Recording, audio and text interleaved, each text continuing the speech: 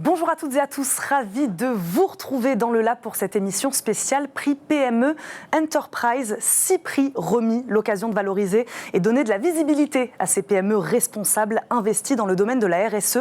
Nous sommes avec et nous serons avec lui tout au long de l'émission Régis Lemarchand, membre du comité exécutif Generali France, à l'initiative évidemment de ce concours. Bonjour. Bonjour. Merci beaucoup de nous accompagner, Régis Lemarchand. Dites-nous, pourquoi Generali a-t-il décidé de s'engager de cette manière-là auprès des PME ?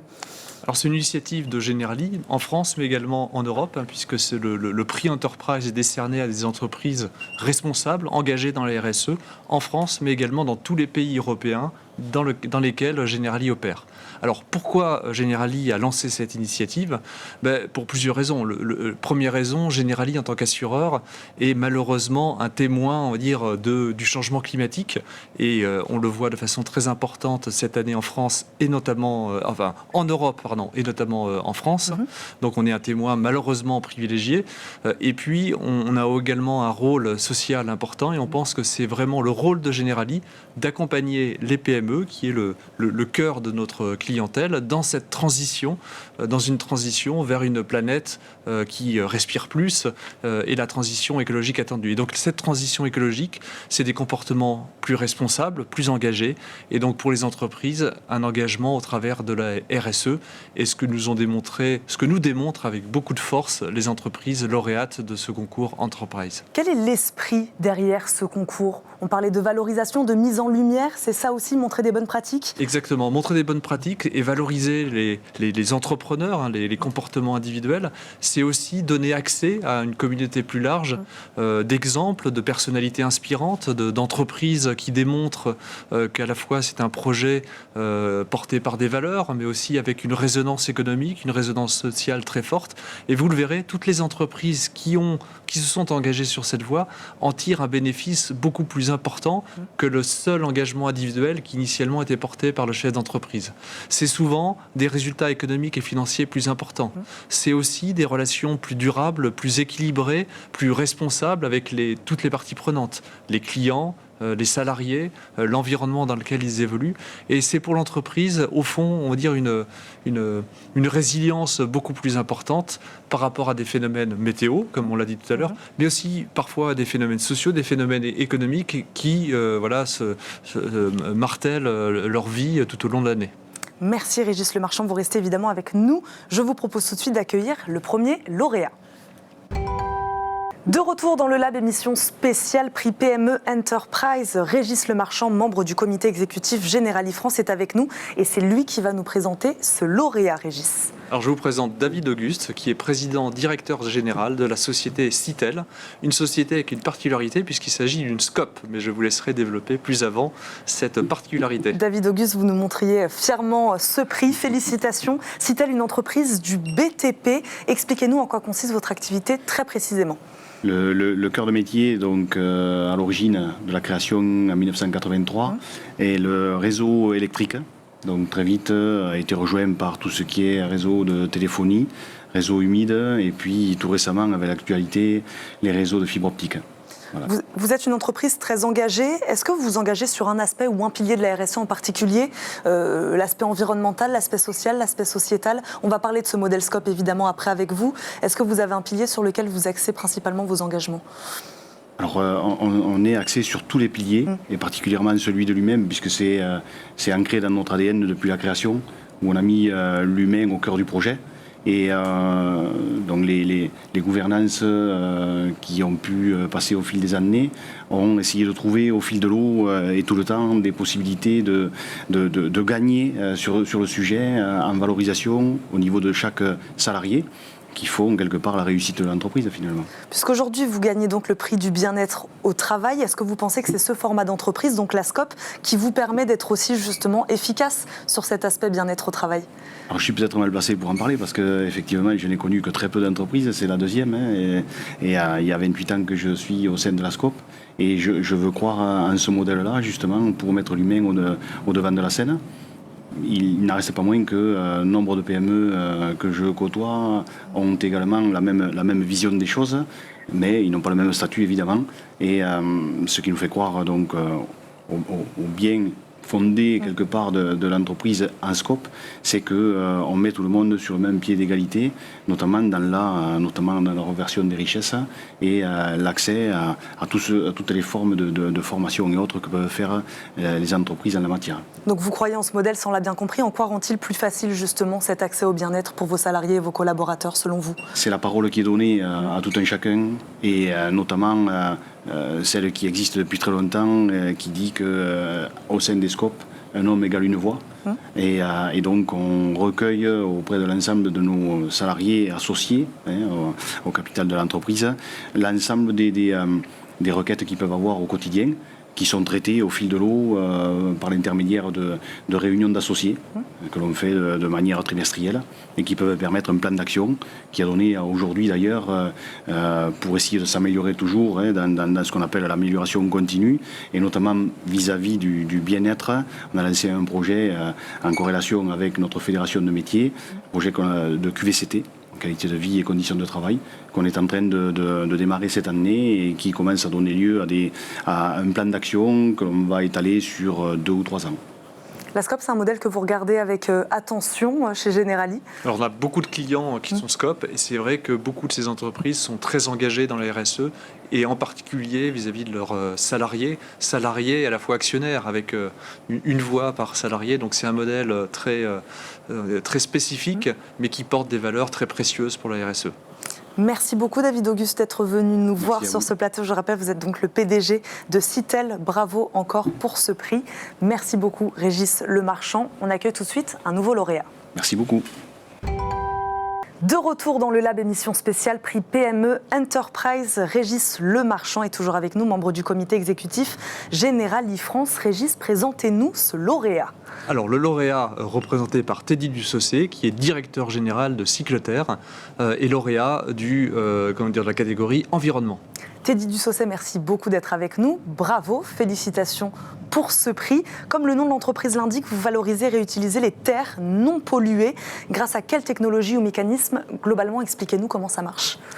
Alors, Cycleterre, c'est une société qui récupère les déchets, ce qu'on appelle déchets, mais ce sont en fait des terres d'excavation de chantier non polluées, vous l'avez bien précisé, que l'on récupère, que l'on fait sécher pendant plusieurs mois de manière naturelle. On ne veut pas artificialiser le séchage de nos matériaux.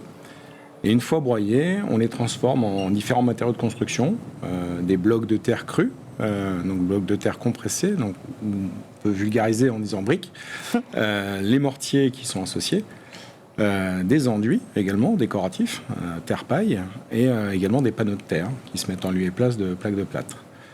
Donc ces matériaux sont plutôt très vertueux, ils sont très très bas carbone et surtout réversibles à volonté, puisque c'est de la terre crue et pas de la terre stabilisée par de la chaux ou du ciment. On fabrique des matériaux en terre crue. Mais sinon, ces terres seraient quoi? Inutilisées, stockées?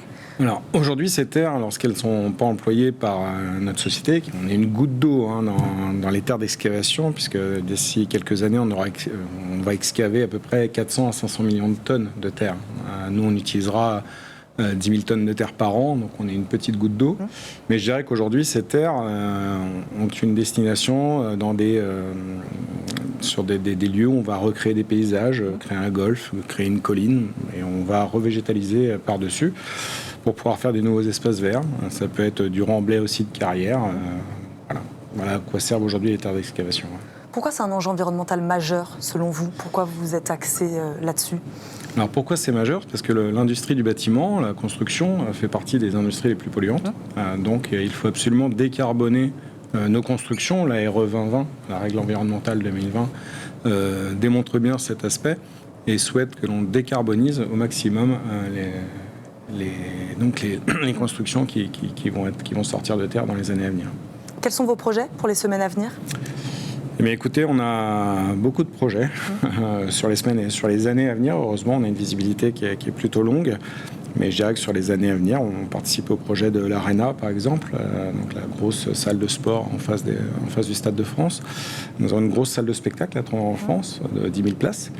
On a 3 groupes scolaires actuellement, Montreuil, Rosny, Brétigny-sur-Orge et puis plein d'autres projets à venir. Donc privé-public ? Alors on a beaucoup de collectivités, beaucoup de gros donneurs d'ordre effectivement, mais également des architectes qui vont venir nous accompagner, alors pour des petits projets comme des projets plus humbles, mais en tout cas des projets fortement intéressants. Et on peut aussi participer par exemple à des rénovations de corps de ferme. Donc voilà, on touche à peu près à tous les profils. Merci Teddy Dussouset de nous expliquer en quoi consiste votre entreprise. Je rappelle, vous êtes le directeur général de Cycleterre. Félicitations encore pour ce prix environnement. Merci Régis Lemarchand, évidemment, d'être avec nous. On se retrouve tout de suite encore pour accueillir un nouveau lauréat. Le Lab émission spéciale prix PME Enterprise, Régis Lemarchand, membre du comité exécutif Generali France, est toujours avec nous et c'est lui qui va nous présenter encore ce lauréat, Régis. Alors il s'agit de Mathieu Urban. Mathieu Urban est cofondateur de la société MyFood. Bonjour Mathieu Urban, merci beaucoup d'être avec nous. Félicitations pour votre prix, le prix communauté. MyFood, je crois, propose des solutions de culture plutôt dans des petits espaces. Pour répondre à quels besoins, expliquez-nous comment ça marche. Alors on voit aujourd'hui, c'est que la transition alimentaire est un vrai enjeu. On entend parler, il n'y a pas une semaine où il n'y a pas un scandale alimentaire, il n'y a pas une semaine où on n'entend pas parler de pénurie. Là, dans la presse récemment, on entend parler même de pénurie d'engrais pour l'agriculture. Donc en fait, il y a urgence de décentraliser la production alimentaire. Et nous, on milite pour l'agriculture citoyenne, c'est-à-dire redonner aux familles la possibilité de produire leur propre nourriture. Alors expliquez-nous comment ça marche. Et bien, en fait, aujourd'hui, ce qui empêche les personnes de produire par elles-mêmes, en général, c'est on se lance dans le jardinage et en fait, on est très limité. Les gens ne savent plus comment faire, les gens n'ont pas le temps, les gens n'ont pas généralement aussi la place et il y a les aléas climatiques. Donc, nous, on a développé une serre innovante qui permet à une personne qui n'a jamais planté une graine de trouver très vite l'autonomie alimentaire en fruits et en légumes, en fait. Donc zone urbaine, zone rurale, vous vous adressez à tout le monde ? Principalement, alors une serre familiale, c'est 22 mètres carrés, donc il faut avoir une surface de 22 mètres carrés. Et donc, du coup, on peut se mettre sur une toiture, un jardin. Donc, on est principalement en périurbain et en rural aujourd'hui, en fait. Et vous vous adressez à qui exactement ? Tous ceux qui mangent, tout le monde. Donc, dès qu'on a des velléités de manger ultra frais, ultra local, ça reprendre la main sur son alimentation, retrouver l'autonomie, voilà, c'est à ces personnes-là qu'on s'adresse. Vous recevez aujourd'hui, je le disais, le prix communauté. Qui fait partie de cette communauté MyFood ? Vous allez me dire tout le monde aussi, tous ceux qui mangent ? Alors, d'abord, le cœur, c'était le ciment de notre société. C'était ce qu'on a, nous, appelé nos citoyens pionniers, c'est-à-dire les pionniers de la relocalisation alimentaire, qui ont été nos premiers utilisateurs. Aujourd'hui, on a près de 800, presque 1 millier de familles maintenant qui sont sur ce modèle de consommation, qu'on accompagne avec tout notre écosystème, qui sont les salariés, nos agronomes, la communauté des autres utilisateurs. Tout le monde s'entraide dans la communauté, tout le monde a le même produit. Et puis tout notre écosystème de partenaires, de fournisseurs. Voilà, l'entreprise est tout un écosystème et on en prend soin. Comment vous vous positionnez dans un contexte, vous le disiez, si particulier aujourd'hui ? Ou comment MyFood peut-être évolue là aussi, en suivant au fil de ses actualités ? En fait, l'enchaînement des crises successives, en fait, a à chaque fois renforcé notre activité. On est quasiment en doublement d'activité chaque année, parce qu'en fait, les gens se préoccupent vraiment de plus en plus du sujet de l'alimentation. Et quand on leur dit, maintenant, si vous n'avez jamais cultivé, vous pouvez sur une petite surface retrouver votre autonomie, être sûr de ce que vous mangez, ça résonne pas mal avec les enjeux du moment, et de plus en plus. Donc forcément, ça se développe plutôt pas mal pour nous. Régis Lemarchand, une entreprise comme ça, là, justement, résonne avec les enjeux du moment. C'est ce qu'il dit, c'est peut-être ça aussi qui a plu. Alors elle résonne avec beaucoup d'enjeux. Bon, il y a effectivement la santé alimentaire, et l'alimentation de façon plus générale, mais aussi la communauté, puisque l'entreprise MyFood a développé une communauté de clients, d'amis, qui participent, on va dire, à cette démarche d'autosuffisance un peu alimentaire. Et c'est cette notion de communauté aussi qui nous plaît, parce que c'est elle qui va permettre de déployer des engagements individuels auprès d'un nombre plus large. Et aujourd'hui, face aux défis climatiques qui s'annoncent de plus en plus forts devant nous, on a besoin d'individus engagés, mais on a besoin que collectivement, tout le monde souhaite ou accepte cette transformation. Et donc, de ce point de vue-là, la démarche de MyFood me semble aussi essentielle. On va s'arrêter sur ces mots. Merci beaucoup Mathieu Urban d'être venu nous voir. Félicitations pour ce prix communauté. Je le rappelle, vous êtes le cofondateur donc de MyFood. Merci Régis Lemarchand encore une fois d'être avec nous. On reçoit tout de suite un nouveau lauréat. Le Lab, émission spéciale PME Enterprise. Régis Lemarchand, membre du comité exécutif Generali France, nous accompagne toujours. Merci d'être avec nous. Est-ce que vous pouvez nous présenter, Régis, la lauréate ? Alors, la lauréate du prix THSN est Stéphanie Dartigue. Stéphanie Dartigue est fondatrice et directrice de l'association Le Bocal Local. Elle a fondé cette entreprise dans la région bordelaise. Stéphanie Dartigue, bonjour, merci d'être avec nous. Félicitations pour ce prix. Une petite question peut-être d'abord, Régis Lemarchand, voilà, vous nous le montrez. Sur ce Human Safety Net, THSN, ce prix, traduction pour vous, qu'est-ce que ça veut dire ? Alors, THSN, c'est la fondation Generali qui est dédiée aux populations les plus fragiles. Alors, son nom est en anglais parce que c'est une fondation créée à Venise pour l'ensemble de Generali et qui se déploie dans l'ensemble des pays dans lesquels Generali est présent, et notamment en France. Et donc, on a voulu, à travers ce prix, aussi récompenser des entreprises qui, dans le domaine de soutien aux plus faibles, aux plus fragiles, apportent, on va dire, un effort particulièrement fort. Stéphanie Dartigue, en effet, je crois que vous répondez à deux problématiques, celle du gaspillage et celle de l'emploi. Expliquez-nous concrètement en quoi consiste votre activité, l'activité de cette association. Tout à fait. Alors, en effet, on est un atelier chantier d'insertion. Ça veut dire qu'on accompagne des personnes très éloignées de l'emploi à retrouver une dynamique sociale et professionnelle, parce que souvent, malheureusement, retrouver une dynamique professionnelle passe aussi par la levée de freins sociaux qui sont bloquants pour aller dans cette projection-là. Et on le fait à travers ce qu'on appelle dans notre jargon des activités support, qui sont toutes tournées autour de la question de la capacité alimentaire des territoires. Donc ça passe en effet par de l'anti-gaspillage, ça passe également par de la solidarité alimentaire à travers une activité de maraîchage solidaire qu'on lance récemment, où on met en place une production maraîchère à destination des structures de l'aide alimentaire, mais également les structures de l'économie sociale et solidaire et de l'IAE, qui ont parmi eux en effet des salariés pauvres. Donc l'idée, c'est aussi de permettre un accès à une alimentation digne. C'est surtout ça qui nous anime, on va dire, c'est la question de dignité humaine. On n'a pas de sous-personnes, on ne leur donne pas de sous-produits. Donc vraiment, on se bat au quotidien sur cette question-là et sur aussi retrouver le plaisir du travail de la terre, qu'on soit jeune, qu'on soit plus âgé, et lever tous ces freins justement à cette relocalisation et cette production, on va dire, entre guillemets individuelle. On n'est pas dans de l'autonomie, dans de l'autarcie, ce serait utopique, mais on est plutôt dans une logique de sensibilisation. Mais expliquez-nous comment vous avez réussi à lier ces deux piliers finalement, ou ces deux problématiques, cet aspect plutôt social et cet aspect plutôt environnemental. Concrètement, ça s'est fait tout seul ? De répondre à ces deux sujets en même temps ? Ça s'est pas fait tout seul, c'est mon parcours qui a fait que je sortais d'un milieu tourné autour de la question du sanitaire, du social et du médico-social, et j'avais envie d'y apporter une pierre un petit peu plus concrète. Et du coup, ces activités-là étant plutôt sur du savoir-être, plutôt que sur du savoir-faire, j'ai trouvé que le biais de l'insertion par l'activité économique était un biais assez facilitant, puisque ça permet une ouverture du champ des possibles à nos salariés accompagnés en parcours, de toucher à tout et de rencontrer des personnes extrêmement variées. Donc ça veut dire qu'ils vont être à l'aise aussi bien avec du jeune public que du public très âgé, que du public engagé, que du public qui n'a pas la connaissance des éléments sur lesquels ils travaillent. Donc ils accompagnent sur de la sensibilisation. Donc on lève quand même beaucoup de freins à ce niveau-là, et du coup au niveau emploi, ça les propulse plus loin que ce qu'ils avaient pu imaginer en effet.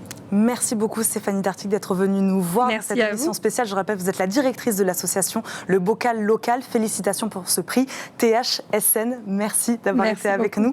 On passe tout de suite à l'autre lauréat. De retour dans cette émission spéciale du Lab, spécial prix PME Enterprise. Régis Lemarchand nous accompagne toujours, membre du comité exécutif Generali France. Vous allez nous présenter encore cette lauréate, Régis. Alors, il s'agit de Sarah Queneau. Sarah Queneau est directrice opérationnelle et RH de la société Laine et Compagnie. Félicitations pour ce prix, Sarah Queneau. Merci beaucoup d'être avec nous. Voilà, montrez-le nous à la caméra. Vous valorisez, comme le nom de l'entreprise l'indique, les laines issues d'élevage. Pourquoi ce positionnement ? Expliquez-nous. Alors, on valorise des laines de moutons issues d'élevage extensif plein air. On travaille avec des partenaires éleveurs qui vont avoir une pratique très vertueuse au niveau de leur pratique agricole. Donc ce sont des éleveurs qui sont géographiquement assez proches de là où nous sommes installés, en Limousin. Voilà. Pourquoi vous vous êtes positionné là-dessus ? Il y avait un besoin ? Alors, l'idée de départ, c'était de valoriser une matière première qui ne trouvait plus sa place. La laine part à l'export et est très mal valorisée, elle est mal payée aux éleveurs. Donc, l'idée, c'était de créer une activité en France en utilisant des savoir-faire artisanaux pour pouvoir bien payer la laine à l'éleveur et que, de nouveau, ça redevienne une source de revenus pour lui. Puisqu'elle ne trouvait plus sa place, signifie qu'elle l'a trouvée un jour, c'est ça ? Oui, la laine de mouton a été utilisée par les anciens pour tout un tas d'utilisations, mais notamment dans la literie. Donc on n'a rien inventé, simplement nous on va avoir une action de modernisation de l'image de la laine. Et aujourd'hui c'est vrai qu'avec le recyclage, enfin avec l'idée qu'il faut un maximum recycler et avoir des activités bas carbone, la laine, c'est une évidence parce qu'évidemment, on la trouve localement, elle est recyclable, elle est renouvelable puisqu'elle pousse sur le dos du mouton chaque année. Et elle est transformée localement et après, elle peut être réutilisée par l'utilisateur. Donc vraiment, le client a la satisfaction de pouvoir recycler son produit et donc de ne pas générer de déchets. Et ça, c'est vraiment quelque chose qui trouve écho aujourd'hui auprès de beaucoup de gens. Régis Lemarchand, pourquoi prix coup de cœur du jury selon vous ? Alors déjà, c'était un coup de cœur unanime parmi tous les membres du jury. Et c'est un coup de cœur parce que, comme l'a dit Sarah, c'est une activité qui s'est perdue, qui était importante en France. Et votre société a su retrouver une activité viable économiquement, qui valorise les éleveurs, puisque la laine leur est achetée à un prix qui est équitable. Elle valorise également l'utilisation de la laine qui était un peu perdue dans certains domaines. Vous avez cité la literie. Et c'est vrai qu'en réactivant une activité, non pas par nostalgie du passé, mais par intérêt économique et par souci, on va dire, de l'équilibre pour chacune des parties prenantes, ça nous a semblé être une démarche tout à fait emblématique en termes de RSE. Et donc, on a été extrêmement séduits par l'activité de Laine et Compagnie. Et le coup de cœur est sincère et vient du cœur. Sarah Queneau, vous travaillez avec des éleveurs dans le Limousin, c'est ce que vous disiez. Vous cherchez à vous étendre. Cette solution en intéresse d'autres en France ? Pas que Limousin, Loire-Atlantique aussi. On travaille avec un tondeur qui collecte de la laine pour nous. Donc voilà, ça c'est bien. Merci beaucoup Sarah Queneau d'être venue nous voir. Félicitations pour ce prix coup de cœur du jury qui a donc fait l'unanimité, c'est ce qu'on disait. Je le rappelle, vous êtes la directrice opérationnelle et RH donc de Laine et Compagnie. On continue dans cette émission spéciale du Lab. Le Lab, émission spéciale prix PME Enterprise. Régis Lemarchand, membre du comité exécutif Generali France, est avec nous. Régis, merci d'être avec nous pour cette émission. C'est encore vous qui allez nous présenter cette lauréate, Régis. Alors, il s'agit de Julie Millet. Julie Millet est directrice marketing et communication du restaurant Mirazur et plus généralement de toutes les activités du chef Mauro Colagreco. Le Mirazur, on connaît un meilleur restaurant du monde, je crois, en 2019. Il s'est vu remettre l'étoile verte de la gastronomie durable. Julie Millet, expliquez-nous pourquoi cet engagement très profond du restaurant ou du chef, c'est ce qu'on disait, sur ces questions de durabilité. Dites-nous tout. C'est quelque chose que le chef porte depuis toujours. Ces engagements sont la proximité avec la nature, c'est très important pour lui, pour nous, pour l'équipe, d'avoir une compréhension finalement de la nature, de ses cycles et de s'adapter à ces cycles pour créer notre expérience au sein du Mirazur et l'activité au quotidien. Donc on a commencé par travailler la terre avec des jardins qui ont pris de plus en plus d'importance et 5 hectares de jardins aujourd'hui avec des projets de développement pour agrandir et donner la place, la première place finalement au jardin, avoir un restaurant au sein des jardins et pas des jardins au sein d'un restaurant et inverser un peu la tendance. Ces jardins nous permettent aussi d'être un centre de formation pour nos équipes. Donc toutes les nouvelles personnes qui intègrent le restaurant passent pour une durée plus ou moins longue au sein des jardins pour comprendre la terre, l'évolution des produits et du coup avoir une meilleure compréhension du produit qu'ils utilisent au quotidien. Et ensuite, on a aussi travaillé sur la pollution plastique. Le chef a pris conscience lors de ses différents voyages, et même en France, de l'impact du plastique. Étant un restaurant en bord de mer, on le voit aussi au quotidien. Et donc, il y a 3 ans, nous avons mis en place la certification Plastic Free. C'était un travail de 3 ans et de longue haleine qui nous a permis de créer une vraie coalition entre tout notre écosystème, aussi bien avec nos équipes qu'avec nos fournisseurs. Et aujourd'hui, on renouvelle cette certification avec aussi des nouvelles actions comme des nettoyages de plages récurrents qui sont mis en place avec nos équipes, qui permettent d'avoir du team building, de fédérer les équipes, de leur faire prendre conscience et aussi d'avoir une action positive pour notre environnement et notre territoire. Voilà. Donc on a des associations avec les différents acteurs de notre territoire pour mettre en place ces différents nettoyages de plages, notamment. Des actions en interne et en externe, donc on l'a bien compris. Pourquoi c'est votre coup de cœur, Régis Lemarchand, prix coup de cœur Generali? Alors c'est le coup de cœur Generali parce que Generali est très présente dans le monde des hôtels et des restaurants et nous souhaitions également porter ces valeurs RSE au sein de ce secteur. Et c'est vrai que le chef Mauro Colagreco est quelqu'un de très engagé dans ce domaine-là, et puis aussi une personnalité très inspirante, très reconnue, qui porte avec ferveur ce discours-là. Et nous a semblé pour Generali que c'était le coup de cœur naturel pour, on va dire, porter et aider Mauro Greco et l'ensemble de son équipe à porter ce message SRE qui lui tient tant à cœur. Est-ce qu'un prix comme celui-là, il nous reste quelques secondes, c'est aussi une manière peut-être de mettre en lumière ou de porter ces valeurs-là de manière plus générale dans le secteur aussi, de montrer l'exemple aux autres restaurateurs? Complètement. C'est très important pour le chef, justement, en tant que chef, restaurateur, et justement les 3 étoiles, le prix du meilleur restaurant du monde, offre de la visibilité, et pour lui, c'est important d'être un exemple, et de transmettre, d'éduquer. C'est comme ça qu'on fera changer aussi les mentalités et le secteur et la société en général. Donc c'est très important pour lui, et c'est aussi une grande fierté pour les équipes et de féliciter leur engagement au quotidien. On va terminer sur ces mots. Merci beaucoup, Julie Maillet, directrice marketing et communication du restaurant pour le restaurant Mirazur, mais pas que. Merci beaucoup, Régis Lemarchand, également, de nous avoir accompagnés. Félicitations encore pour ce prix. Merci à vous d'avoir suivi cette émission Lab spécial PME Enterprise. On se retrouve évidemment très vite sur Bismart.